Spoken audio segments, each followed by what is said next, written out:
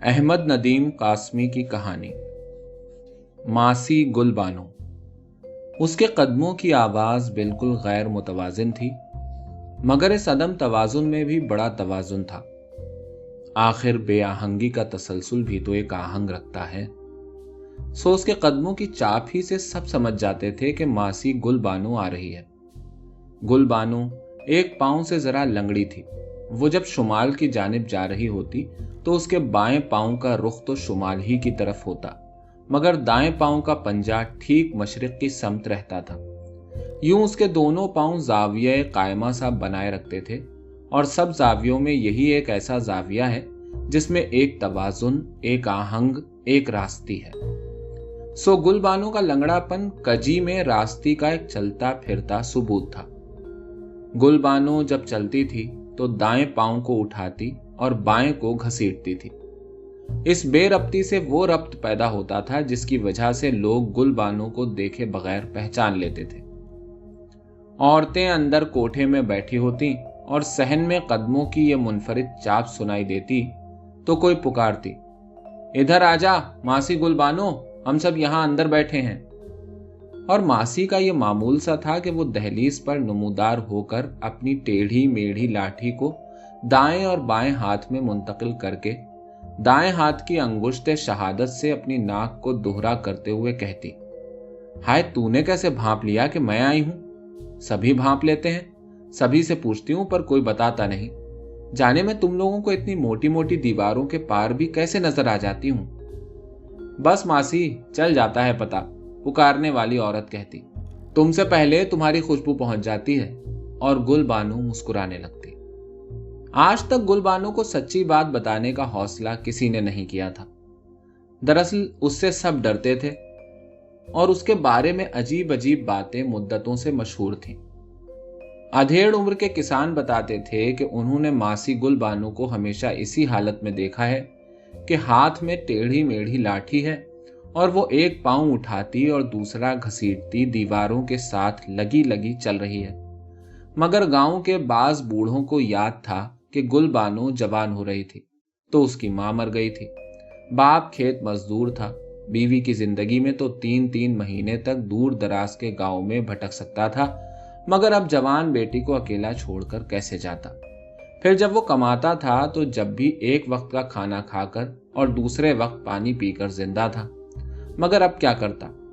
कटाई के मौसम को तो जबड़ा बंद करके गुजार गया, मगर जब देखा कि फाकों से गुल बानो की जवानी भी नुचड़ी जा रही है तो अगले मौसम में वो गुल बानो को साथ लेकर दूर के एक गांव में फसलों की कटाई करने चला गया।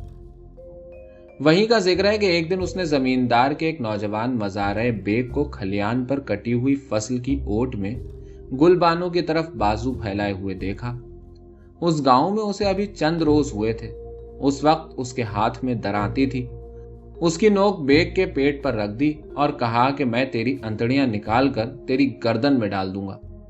फिर गुल बानो ने बाप की दराती वाले हाथ को अपने हाथ से पकड़ लिया और कहा, बाबा, ये तो मुझसे कह रहा था कि मैं तुझसे शादी करूंगा, और मैं कह रही थी कि फिर मुझे प्यार भी शादी के बाद करना।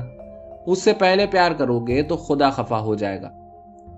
तब बाप ने दराती अपने कंधे पर रख ली, गुल बानो को अपने बाजू में समेट लिया और रोने लगा। फिर वो बेग से बारात लाने की बात पक्की करके गांव वापस आ गया।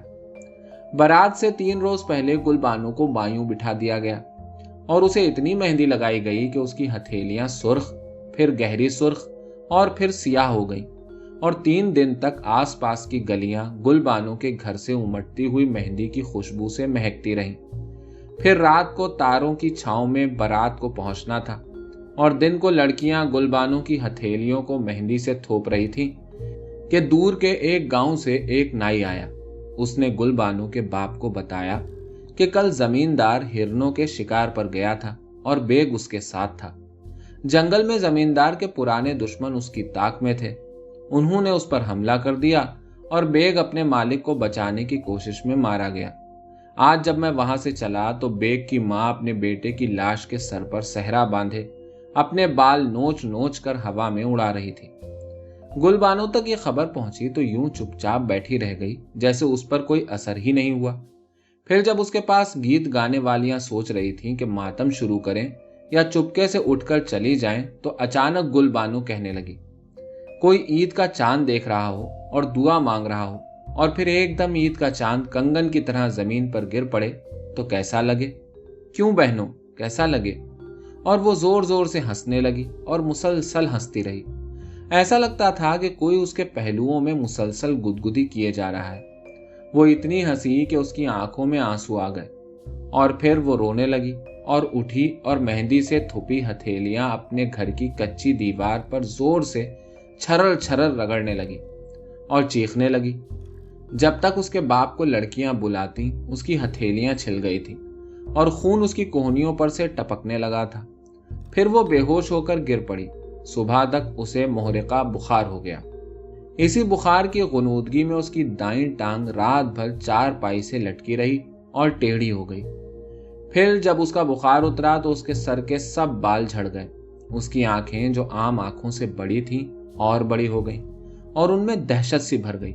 फटी फटी मैली मैली आंखें, हल्दी का सा पीला चेहरा, अंदर धंसे हुए गाल, खुश्क काले होंठ और उस पर गंजा सर।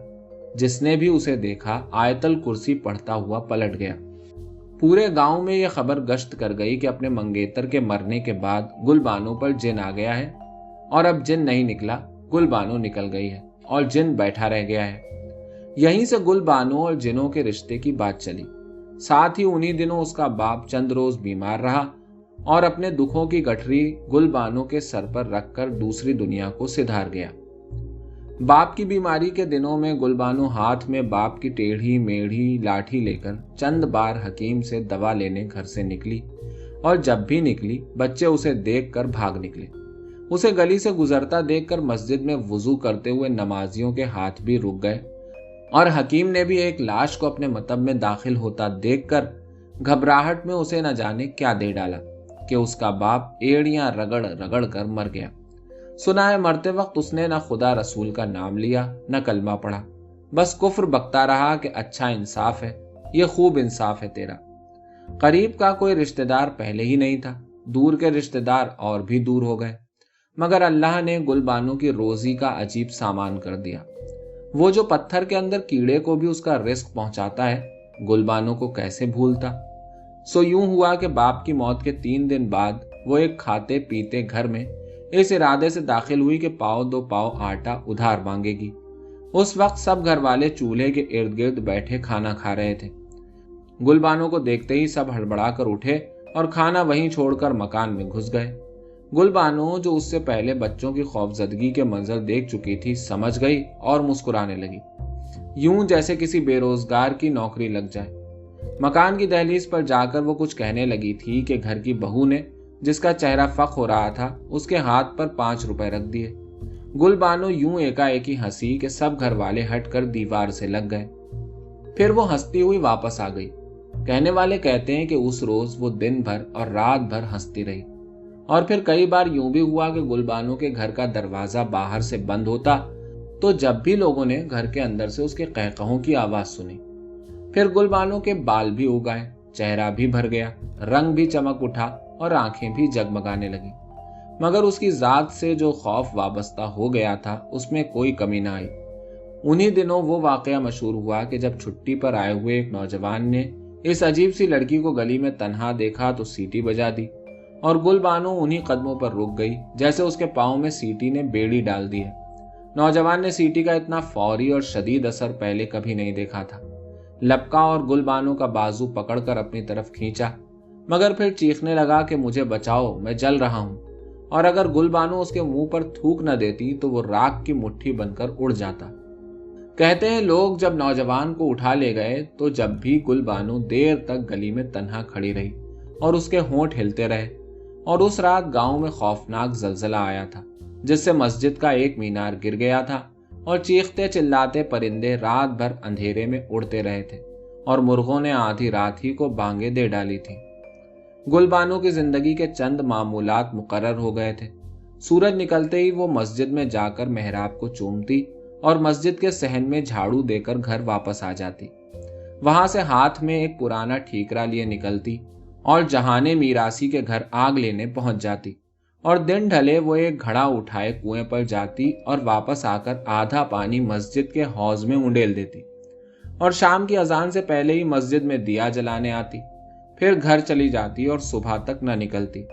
दोनों ईदों पर वो चंद खाते पीते घरों में जाकर सिर्फ झांकती। उसे कुछ कहने की जरूरत ही न थी। उसे देखते ही उसके हाथ पर 5 रुपए रख दिए जाते और वो चुपचाप वापस आ जाती। फिर हर साल दोनों ईदों के चंद दिन बाद वो अचानक गायब हो जाती और जब पलटती तो उसके हाथ में एक पोटली सी होती।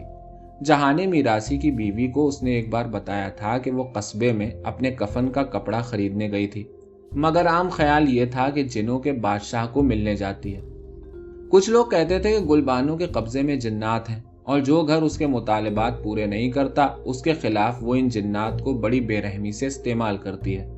मसलन बरसों पहले की बात है, वो मलिक नौरंग खां के यहाँ बकरीद की रकम लेने गई तो मलिक का बीए पास बेटा ईद मनाने आया हुआ था।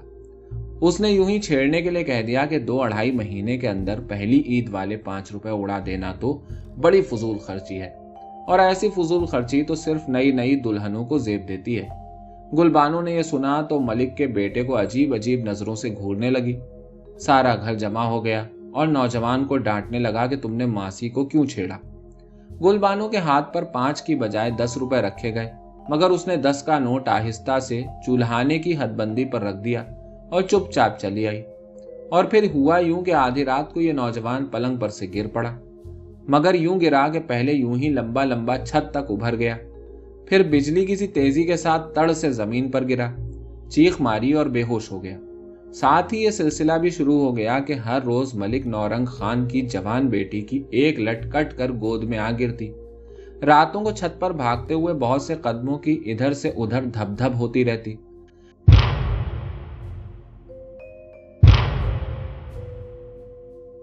दीवारों पर सजी हुई थालियां कीलों पर से उतरकर कमरे में उड़ने लगती और धड़ धड़ जलता हुआ चूल्हा चिराग की तरह एकदम बुझ जाता। बास लोगों का ख्याल यह भी था कि मासी गुलबानो खुद ही जिन है। वो गलियों में चलते चलते गायब हो जाती है। दरवाजे बंद होते हैं मगर वो सहनों में खड़ी दिखाई दे जाती है। जब सारा गांव सो जाता है तो मासी गुलबानो के घर में से बर्तनों के बजने, बक्सों के खुलने और बंद होने, घुंघरियों के झंझनाने और किसी के गाने की आवाजें यूं आती रहती हैं जैसे कोई गहरे कुएं में गा रहा हो। और फिर अगर मासी गुलबानो जिन नहीं है तो वो नौजवान जलने क्यों लगा था जिसने मासी का बाजू छू लिया था और जो अपनी मौत तक सर्दियों के मौसम में भी सिर्फ एक चादर में सोता था, और वो भी सिर्फ मच्छरों से बचने के लिए, वरना उस चादर में भी उसे पसीने आते रहते थे। अभी पिछले दिनों की बात है, कादरे मोची ने चमड़ा काटते हुए अपना अंगूठा भी काट लिया। सब लोगों की तरह कादरे को भी यकीन था कि वो बचपन में हमजोलियों से शर्त बांधकर शाम के बाद मासी गुलबानो के घर के दरवाजे को छुआया था, तो मासी के जिनों ने अब जाकर उसका बदला लिया है। दिन के वक्त इक्का दुक्का लोग गुलबानो के यहाँ जाने का हौसला कर लेते थे, और जब भी कोई गया यही खबर लेकर आया कि मासी मुसल्ले पर बैठी तस्बीह पर कुछ पढ़ रही थी और रो रही थी। अलबत्ता शाम की अजान के बाद मासी गुलबानो के घर के करीब से गुजरना कब्रिस्तान में से गुजरने के बराबर हौलनाक था। बड़े बड़े हौसला मंदों से शर्तें बदी गईं कि रात को मासी से कोई बात कराए, मगर 5-5, 10-10 कत्लों के दावेदार भी कहते थे कि हम ऐसी चीजों को क्यों छेड़ें जो नजर ही नहीं आती, और जो नजर आ भी जाएं और हम बर्छा उनके पेट में उतार भी दें तो वो खड़ी हंसती रहें। अड़ोस पड़ोस के लोगों ने बड़े बड़े सज्जादा नशीनों से हासिल किए हुए तावीज अपने घरों में दबा रखे थे कि वो मासी गुलबानो के यहाँ रातों रात जमा होने वाली बलाओं की छेड़छाड़ से महफूज रहें। ये गाती, बर्तन बजाती और घुंघरियां छनकाती हुई बलाएं। गुलबानो की जिन्नाती कुव्वतों का उस रोज तो सिक्का बैठ गया था जब उसने गांव की एक लड़की के जिन को अजीब हिकमत से निकाला था। यह जहाने मीरासी की नौजवान बेटी ताजो थी। बड़ी शोखो शंग और बेइंतहा बड़बोली। मासी को उस लड़की से बड़ा प्यार था। एक तो पूरे गांव में जहाने मीरासी ही का घर ऐसा था जहां आग लेने के सिलसिले में मासी का रोज आना जाना था। फिर जब ताजो नन्ही सी थी तो मासी साल के साल जब भी शहर से अपना कफन खरीदने जाती तो ताजो के लिए एक न एक चीज जरूर लाती। साथ ही ताजो जब जरा बड़ी हुई तो उसकी आवाज में पीतल की कटोरियां बजने लगी, कई बार ऐसा हुआ कि मासी ने गली में से गुजरती हुई ताजो का बाजू पकड़ा और उसे अपने घर ले गई। दरवाजा बंद कर दिया, ताजो के सामने घड़ा लाकर रख दिया, खुद थाली बजाने बैठ गई और नमाजों के वक्फों को छोड़कर शाम तक उससे जहेज और रुखसती के गीत सुनती रही और हंसते में रोती रही और रोते में हंसती रही। जब ताजो पर जिन आए तो लोगों को यकीन हो गया कि ताजो उन जिनों को वहीं मासी गुल बानो के हाथ से साथ लगा लाई है। फिर जिन अच्छी आवाज, अच्छी सूरत और भरपूर जवानी पर तो आशिक होते ही हैं, और ताजो में ये सब कुछ था। और वो जिन्नात के गढ़ में बैठी इन तीनों सिफात का मुजाहरा भी करती रही थी। उस पर सितम यह कि ताजो बला की तर्रार थी और जिन्नात तर्रार लड़कियों की तो ताक में रहते हैं। ताजो की तर्रारी का यह आलम था कि एक बार वो लड़कियों के एक झुरमट में पानी भरकर आ रही थी। मलिक नौरंग खां की चौपाल के करीब से गुजरी तो किसी बात पर इस जोर से हंसी जैसे कांसी की गागर पत्थरों पर लुढ़कती जा रही है। चौपाल भरी हुई थी। मलिक नौरंग खां को मीरासी की एक बच्ची की ये बेबाकी बुरी लगी। उसने कड़क कर कहा, हे ताजो, लड़की होकर मर्दों के सामने मर्दों की तरह हंसते हुए शर्म नहीं आती? और ताजो ने अजीब तरह माफी मांगी। वो बोली, मलिक जी, सरदारियां कायम, मेरी क्या हैसियत कि मैं हंसूं? पीर दस्तगीर की कसम, मैं जब हंसती हूं तो मैं नहीं हंसती, मेरे अंदर कोई चीज हरामजादी हंसती है। इस पर मलिक नौरंग खां ने पहले तो हैरान होकर इधर उधर लोगों की तरफ देखा और फिर बेख्तियार हंसते हुए कहा, बिल्कुल बुल्ले शाह की काफी कह गई मीरासी की लौंडिया। सो ऐसी तर्रार लड़की पर जिन ना आते तो और क्या होता। जो आए और इस जोर से आए कि बाप ने उसे चारपाई से बांध दिया, रोती पीटती बीवी को उसके पहरे पर बिठा दिया और खुद पीरों फकीरों के पास भागा फिरा। किसी ने ताजो की उंगलियों के दरमियान लकड़ियां रखकर उसके हाथ को दबाया, किसी ने नीले कपड़े में ताबीज लपेटकर उसे जलाया और उसका धुआं ताजो को नाक के रास्ते पिलाया। किसी ने ताजो के गालों पर इतने थप्पड़ मारे कि उसके मसामों में से खून फूट कर जम गया। मगर ताजो की जबान से जिन चिल्लाता रहा कि मैं नहीं निकलूंगा, मैं तो तुम्हारी पीढ़ियों से भी नहीं निकलूंगा। फिर किसी ने जहाने को मशवरा दिया कि जिसने ताजो को जिनों के हवाले किया है उससे भी बात कर देखो, मासी गुल बानो से भी उसका जिक्र करो। जहाना फौरन मासी के यहाँ पहुंचा, उसे अपना दुखड़ा सुनाया और मिन्नत की कि मेरे साथ चलकर ताजो के जिन निकाल दो। मासी बोली, 6-7 साल पहले तुमने इसकी मंगनी की थी, अब तक शादी क्यों नहीं की? जहाने ने जवाब दिया, क्या करूं मासी, लड़के वालों ने तो 3-4 साल से मेरे घर की दहलीज घिसा डाली है, पर इस लड़के को अब तक कबड्डी का ढोल बजाना नहीं आया। वो तो बस बूढ़े बाप की कमाई से तर्रे बांधता है और कान में इत्र की फुरैरियां रखता है। ताजो को तो वो भूखा मार देगा। मासी ने कहा, कुछ भी करे, ताजो की फौरन शादी कर दो। जवानी की अंगीठी पर चुपचाप अपना जिगर फूंकते रहना हर किसी का काम नहीं है, और तुम्हारी ताजो तो बिल्कुल छलकती हुई लड़की है, उसकी शादी कर दो। दूल्हा आया तो जिन चला जाएगा। और बिल्कुल ऐसा ही हुआ। जहाने को लोगों ने समझाया कि मासी जिन्नात की रग रग से वाकिफ है, उसके कहे पर अमल कर देखो। उसने दूसरे ही दिन शादी की तारीख मुकर्रर कर दी और जब चारपाई पर जकड़ी हुई ताजो के हाथों में मेहंदी लगाई जाने लगी तो उसने कलमा शरीफ पढ़ा और होश में आ गई। जिनने दूल्हा की आमद का भी इंतजार न किया, वो मेहंदी की खुशबू ही से भाग निकला। बेइंतहा खौफ और बेहिसाब दहशत के इस माहौल में गुल बानो की गैर मुतवाजिन चाप का तवाजुन बच्चों और नमाजियों को चौंका देता था। मासी गुल बानो गली में से गुजर रही है, मासी गुल बानो घर से निकली है, मासी गुल बानो घर वापस जा रही है। ये सब कुछ बरसों से हो रहा था, मगर हर रोज ये एक खौफनाक खबर बनकर पूरे गांव में गूंज जाता था। फिर मुद्दतों बाद एक कतई मुख्तलिफ खबर ने गांव को चौंका दिया। सूरज नेजा सवा नेजा बुलंद हो गया जब खबर उड़ी कि आज मासी गुल बानो मस्जिद की मेहराब चूमने और सहन में झाड़ू देने नहीं आई थी।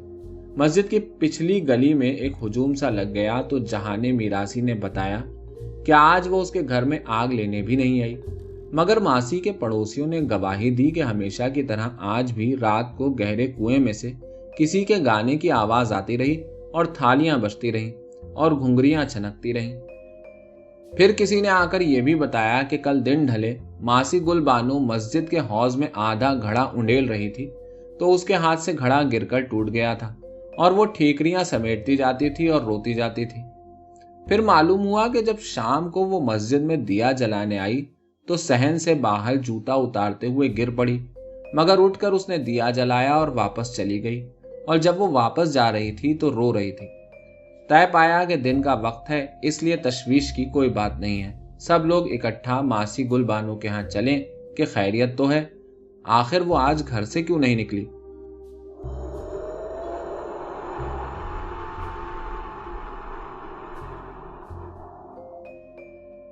उस वक्त झक्कड़ चल रहा था, गलियों में मिट्टी उड़ रही थी और तिनके नन्हे बगुलों में चकरा रहे थे। हुजूम मस्जिद की गली में से गुजरा तो तेज झक्कड़ ने मस्जिद की बेरी पर से जर्द पत्तों का एक ढेर उतारकर हुजूम पर बिखेर दिया। औरतें छतों पर चढ़ गईं और बच्चे हुजूम के साथ साथ दौड़ने लगे। बिल्कुल बारात का सा मंजर था, सिर्फ ढोल और शहनाई की कमी थी। बस हुजूम के कदमों की खशखश थी या तेज हवा के झक्कड़ थे जो वक्फे वक्फे के बाद चलते थे, और उनके गुजरने के बाद सहनों में उगी हुई बेरियों और बकायनों की शाखें यूं बेहिस हो जाती थीं जैसे मुद्दतों से हवा के झोंके के लिए तरस रही हैं। मासी गुलबानो के दरवाजे तक तो सब पहुंच गए, मगर दस्तक देने का हौसला किसी में न था। मासी गुलबानो, किसी ने पुकारा, और झक्कड़ जैसे मुट्ठियां भींचकर और दांत पीस कर चला। मासी के घर का दरवाजा यूं बजा जैसे उस पर अंदर से एकदम बहुत से हाथ पड़े हैं।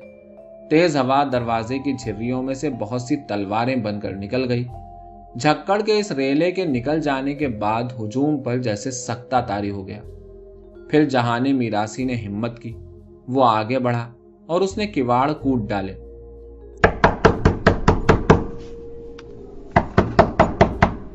और जब वो पीछे हटा तो उसके चेहरे पर पसीना था और उसके नाखून जर्द हो रहे थे। फिर हुजूम को चीरती हुई ताजो आई और मासी के दरवाजे की एक झिरी में से झांक कर बोली, मासी के कोठे का दरवाजा तो खुला है। मासी गुलबानो, पूरा हुजूम चिल्लाया, मगर कोई जवाब ना आया। अब के झक्कड़ भी ना चला कि सन्नाटा जरा सा तो टूटता। सिर्फ एक टेढ़ा मेढ़ा झोंका बेदिली से चला और यूं आवाज आई जैसे एक पांव को घसीटती हुई मासी गुलबानो आ रही है। बहुत से लोगों ने एक साथ किवाड़ों की झिर्रियों में से झांका और फिर सबके सब एक साथ जैसे सामने से धक्का खाकर पीछे खड़े हुए लोगों पर जा गिरे। मासी गुलबानो आ रही है, सब ने कहा। अब के ताजो दरवाजे से चिमट गई और बाप ने उसे वहां से खींचकर हटाया तो उसकी ऐसी हालत हो चुकी थी जैसे जिन आने से पहले उस पर तारी हुआ करती थी।